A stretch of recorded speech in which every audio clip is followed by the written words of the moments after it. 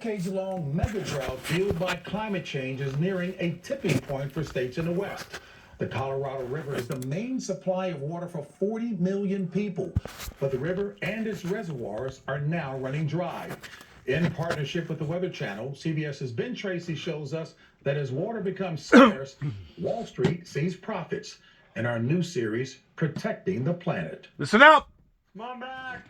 Colorado rancher Joe Bernal has just one source of water, the Colorado River. So that river is your lifeline. That's it. That's all we got with is that river. And that river is why someone new bought this land just down the road. Water Asset Management owns that property. And when you first heard of them, what was your reaction? Surprise and concern. They are concerning because they're large. Water Asset Management is a New York investment firm with offices inside this building. In the past 5 years, it has bought at least $20 million worth of land in western Colorado. These are folks that have identified the drought as an opportunity to make money. Andy Mueller's job is to protect Colorado's share of the river. He says Water Asset Management has acquired more than 2,500 acres of farmland for the water rights that come with it. With the intent to not use the water and send the water downstream to an entity or entities that might pay them quite a bit of money. I view these private drought profiteers as vultures. That's pretty strong. Yeah. It's $1 trillion market opportunity. Matt DeZario is president of Water Asset Management. He declined our request for an interview. But 3 years ago, he said one of his firm's strategies is to profit from water rights, in part by making the farms it buys more efficient and selling water to other users, including farmers and municipalities. We need water, and water is the only thing that will do. So why is water now so scarce in the West? Well, Dr. Greg Postel with our partners at the Weather Channel is here to explain. Well, Ben, the Colorado River relies mostly on snowmelt from the Rocky Mountains, and climate change is making the West hotter. And for every degree increase in temperature, the river flow has dropped by about 5%. That adds up to about a 20% reduction over the past century. The nation's largest reservoirs are hitting record lows. It's so bad, Congress is allocating $4 billion that can be used to pay farmers to not use their water, making water rights even more valuable. So did you hear that? $4 billion to balance the differences between paying more for food but having water versus not having water and plenty of food. So there's a balancing act. Now, what they're not talking about here, I don't know why they're not, is that this winter they have gotten some substantial snows up in the Rockies that will be beneficial to this particular water crisis that they're going through right now out west. But even at that, with the earth warming up the way that it is, and the moisture evaporating from the earth, it's just a matter of time before even doing stuff like this is not going to help the situation. Now, I did hear RC, it was a smaller unit, and it was, whenever I say smaller unit, it was kind of like the size of a regular water machine that you put the big canisters in to keep the water fresh going through a filtering system, that could literally take air, the moisture out of air, and turn it into drinking water. And according to the program that I looked at, they could produce 20 12-ounce bottles of water a day. I don't know who's making that. I'm pretty sure there's probably some investors that's already done looking into that. But that would be probably a very prominent thing to do.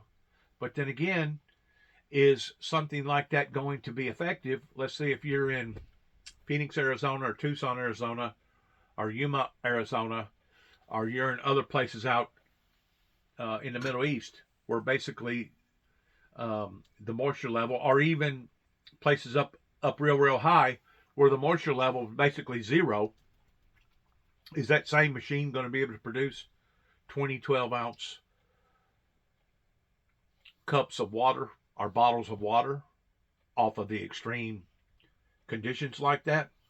I don't know. They didn't get into all that. But I do know that it's pretty rotten and sorry that people will try to profiteering off of people's hard luck or bad luck, just like there's already been discussions made about big outfits that's going to go into Ukraine for the next 10 years from now, providing that there's anything left after this war, and basically rebuild Ukraine again. You'll be surprised how many vultures are out there in the world that look at big things like this. Just like whenever there's a flood. Not so much a flood because they know the majority of people don't have flood insurance. But in extreme situations like a fire out west, or like tornadoes or hurricanes in general pertaining to wind damage, you'll be surprised how many people that would drive several states over just to be able to accommodate them people by putting on a front that, hey, we're here to help, we're here to help. But as they're helping, in one hand, they got their other hand out towards, well, what are you going to pay me? What are you going to pay me? So they're trying to image themselves as being good humanitarians pertaining to humanitarian work towards helping during the need whenever something a catastrophe like that occurs. But bottom line is they're in it for profit. They're in it to make money, just like Dick Cheney made money, Halliburton, whenever Katrina hit, towards taking paperwork off of one desk and put it onto another desk that basically went in the vice presidency for an 8-year term, being valued at $4 million, and whenever he left, he was valued at over $40 million. In addition to some of the stuff that him and Bush was doing over in the Middle East towards blowing up stuff, and the taxpayers would pay to have it blowed up, and then the taxpayers would pay Halliburton to go back and rebuild the bridge or rebuild whatever that they blowed up. It was a scam. It was a scam that people got extremely rich off of the grief and the sorrow and the misery of others. And to see this continually happening again and again and again kind of speaks volumes about what kind of vultures really are out there that would profit off of other people's bad misfortunes. It's really rotten. What is this? Water Asset Management. Joe Bernal is now leasing some land from Water Asset Management. He says ranchers here are keeping an eye on their new neighbors. And we'll be watching for what may be coming. Ben Tracy, CBS News, Grand Junction, Colorado. Police say a man armed with an AR-15 rifle opened fire today inside a Target store. How it all ended, next. Too many ordeals happening. Too much stuff happening all over the world that's bad. Let's watch this real quick and we're going to end this. Whoop, back up. When a man allegedly armed with an AR-15 rifle opened fire, police responded quickly to the scene and shot him dead. No one else was injured.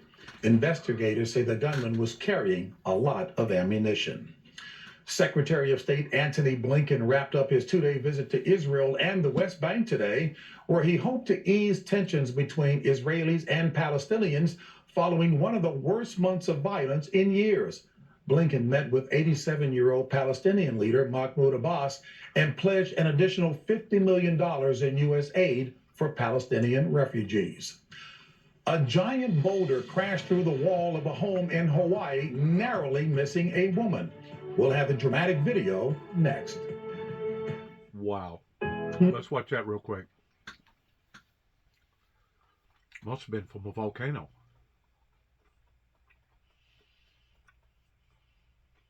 Oh, back up.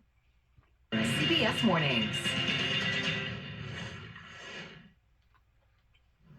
A woman from Hawaii is lucky to be alive after a 5-foot boulder slammed into her home in Honolulu. 5 foot. Surveillance video shows the moment the giant rock smashed through the wall last weekend, narrowly missing the woman inside the house. Remarkably, no one was hurt. Police are investigating what caused the boulder to roll down the hillside. Aviation history was made today at the Boeing plant in Everett, Washington, where the last 747 jumbo jet ever to be made was handed over to its new owner, the cargo company Atlas Air. 54 years after the first 747 took flight, only a few dozen passenger models are still in use.